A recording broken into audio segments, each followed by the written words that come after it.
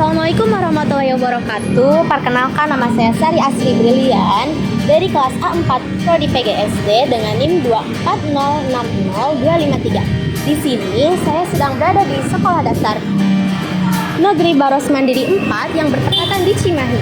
Nah, tujuan kesini yaitu saya ingin mewawancarai salah satu guru dari kelas atas 1 dan kelas bawah 1 untuk memenuhi tugas UAS, yaitu dengan pelajaran strategi belajar mengajar di sekolah dasar. Untuk selanjutnya, mari kita simak wawancara hari ini.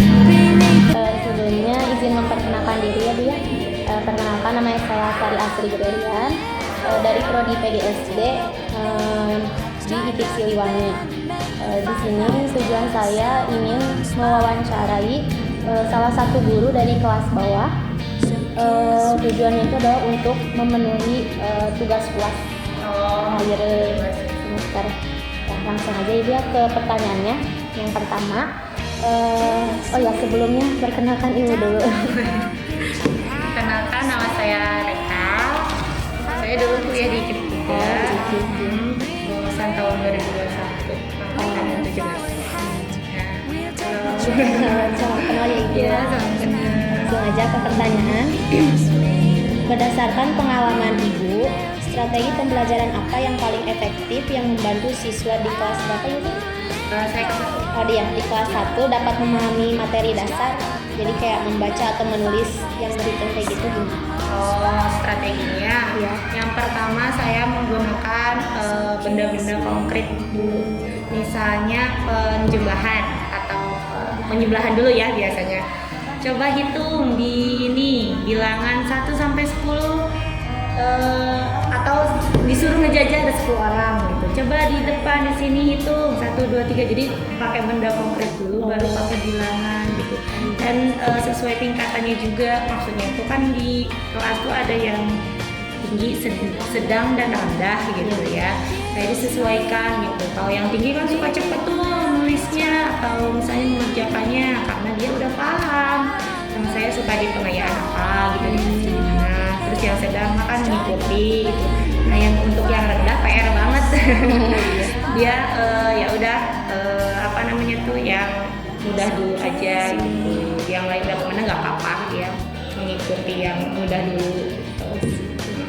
Baik, lanjut aja ke pertanyaan yang kedua. Dari strategi yang Ibu pakai tadi, bagaimana Ibu bisa memastikan kemampuan setiap siswa itu belajarnya lambat atau cukup aktif? Pertama, kami melakukan diagnostik, asesmen diagnostik. Jadi kayak apa ya?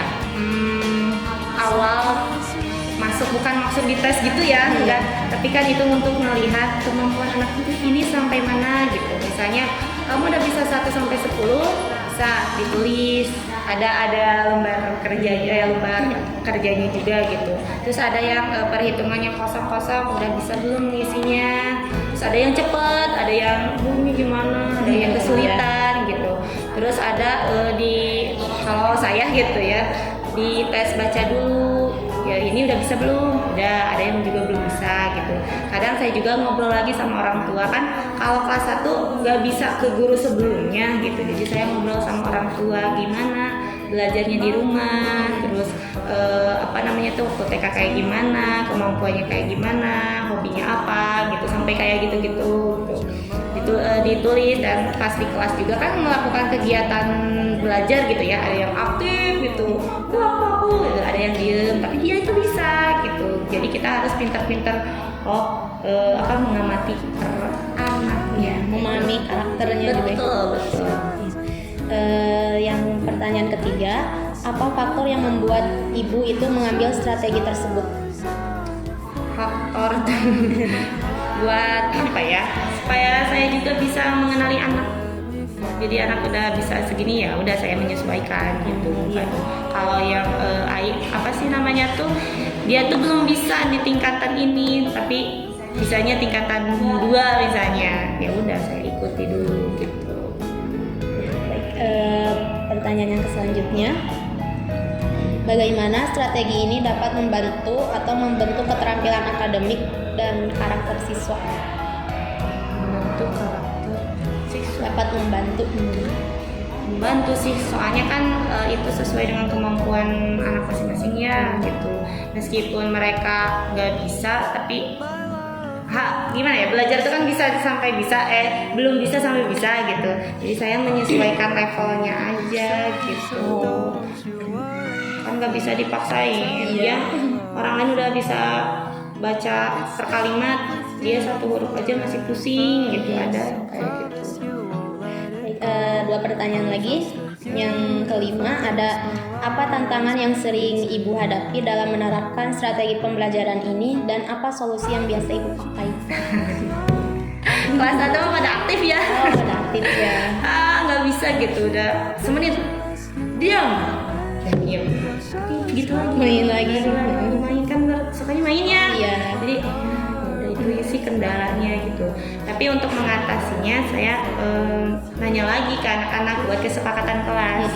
Ini gimana biar kita, meskipun ya anak-anak belum paham, tapi dengan bahasa mereka gitu ya. Jadi kalau mereka lagi ngejelasin harus gimana? Diam bu. Nah itu. Kalau misalnya nggak diam harus gimana? Dihukum bu. Ada yang gitu ya. Tapi nggak sampai dihukum kamu. Pertanyaan satu lagi. Adakah contoh situasi tertentu yang mengharuskan strategi ini diubah dan jika iya bagaimana hasilnya? Kalau misalnya punya strategi ini nggak bisa gitu ya. Gimana? Mulai lagi. Kan adakah contoh situasi tertentu yang mengharuskan strategi ini diubah dan jika iya bagaimana hasilnya gitu? Strateginya diubah apa enggak gitu? Misalnya strateginya kelasnya kan di sini ya. Kelas 1 ya ibu. Kelas 1, kelasnya awalnya di sini dan jamnya itu sesuai gitu ya. Nah tiba-tiba harus pindah karena ini ada pembangunan. Strateginya juga kan beda di sana. Iya. Kelasnya beda gitu, terus dipakai kelas 2 juga, jadi kurang efektif dalam pembelajaran juga. Waktunya juga kan Dan mungkin solusinya ya udah ngikutin aja pelajarannya, mungkin dipadatkan lagi gitu atau kasih tugas yang lain. Mungkin segitu aja ibu. Terima kasih. Gak apa-apa ibu, makasih banyak untuk wawancaranya. Mungkin segitu aja. Sebelum ke pertanyaan, izin memperkenalkan diri ibu. Perkenalkan, nama saya Sari Astri Brilian dari Prodi PGSD di IPIK Siliwangi. Tujuan saya ke sini itu adalah untuk memenuhi tugas UAS. Nah, tugas UASnya itu pelajaran strategi belajar mengajar. Nah, tugasnya itu jadi ngewawancara guru dari kelas atas 1, dari kelas bawah juga 1 gitu. Terus sebelum ke pertanyaan, boleh memperkenalkan diri dulu. Nama ibu dari kelas 6A. Ibu Ratna. Ya. Berarti ibu itu ngajar di kelas 6. Oh, 6A ya. Mungkin langsung aja ke pertanyaannya Bu ya. Yang pertama, berdasarkan pengalaman ibu, strategi pembelajaran apa yang paling efektif dan membantu siswa di kelas 6 dapat memahami materi dasar tersebut? Strateginya sebelumnya harus tahu dulu karakter beberapa anak. Ada anak yang memang karakternya atau daya tangkapnya cepat, ada anak yang sedang, ada anak yang lambat. Nah, strategi yang paling utama ya kita harus pendekatan kepada anak yang lambat dulu. Karena apa? Kalau yang sedang biasanya bisa mengikuti, apalagi yang cepat ya. Berarti yang pendekatan utamanya yang lambat dulu supaya bisa mengejar yang sedang dengan yang cepat. Jadi berawal dari yang lambat. Tentunya kan kita tidak tahu di awal siapa nih yang lambat ya. Itu konfirmasi dari guru sebelumnya. Setelah itu mengadakan pretest. Nah, tentunya dengan adanya pretest kelihatan satu yang aktif, tentu dengan aktif punya skill ya, dan yang tidak aktif, kenapa dia tidak aktif? Ternyata ada kurang percaya diri. Keduanya karena memang dia tidak memiliki potensi. Ada yang anak sebenarnya dia mampu tapi tidak bisa karena kurang percaya dirinya, takut gitu kalau mau mengemukakan pendapat. Mungkin lanjut lagi ke pertanyaan yang kedua. Dari strategi yang ibu pakai, bagaimana ibu bisa memastikan kemampuan setiap siswa itu belajarnya lambat atau cukup aktif? Ya, tadi itu dengan memberikan pretest, dengan memberikan post-test, ya, terus dengan interview dengan anak-anak. Maka ketahuan nih dengan pretest, oh ternyata ini anak yang mampu, nilai dengan nilai 100 berarti dia mampu. Nilai di bawah 100 berarti sedang. Nah, di bawah lagi rata-ratanya di bawah dari angka 70 ke bawah itu dikatakan anak tersebut itu seperti itu dinilai di awal. Pertanyaan yang ketiga, apa faktor yang ibu itu mengambil strategi tersebut? Faktor yang membuat ibu itu mengambil strategi tersebut. Faktor utamanya satu pengalaman, ya. Keduanya ya secara ini akan bertukar pikiran dengan teman. Gimana nih solusinya? Kalau misalkan setelah anak tersebut didekati, terus diarahkan, tidak ada kemajuan, itu mari ketemu bagaimana nih, walaupun ibu kalau muda, bagaimana strateginya cara anak supaya cepat menangkapnya?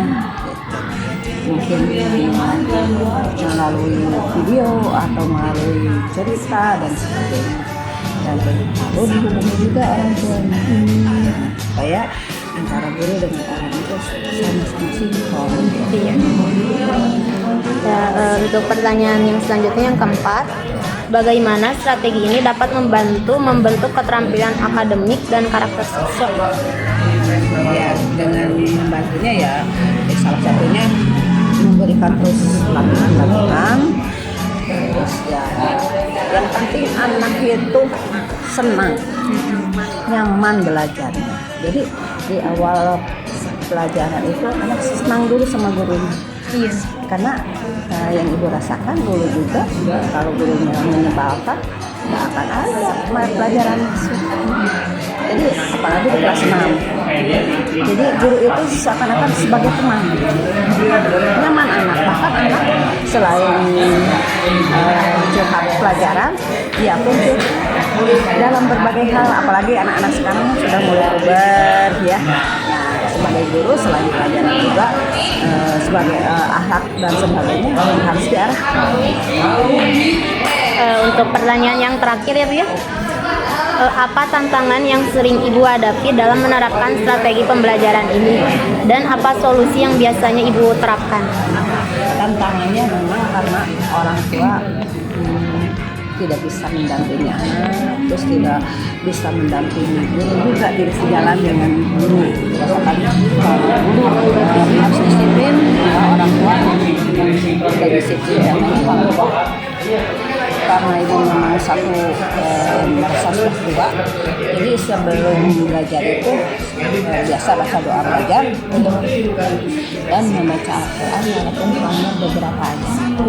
Tujuannya supaya anak itu terbiasa membaca Al-Quran. Lalu setelah itu bercerita dulu apa nih kemarin yang dilakukan dan apa keinginannya hari ini. Seperti itu, jadi anak itu wah ini hari ini saya sudah berbicara sama bapak bahwa saya harus begini. Nah, bagaimana konsekuensinya kalau kamu melanggar yang kamu ucapkan?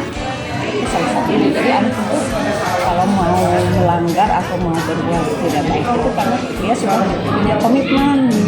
Jadi alhamdulillah si ibu semenjak bulan ketiga di sini selalu menjaga senang, apalagi waktu panen ya hampir 100% benefit. Kalau sekarang kenapa tidak pernah beri? Karena sekarang sistemnya kan zona. Yang jauh pun karena tidak ada zona, alhamdulillah bisa jalur prestasi. Mungkin segitu aja Ya. yang dapat saya wawancarai. Mohon maaf Ibu apabila ada banyak perkataan yang kurang enak gitu ya Bu ya. Semoga sukses. Amin.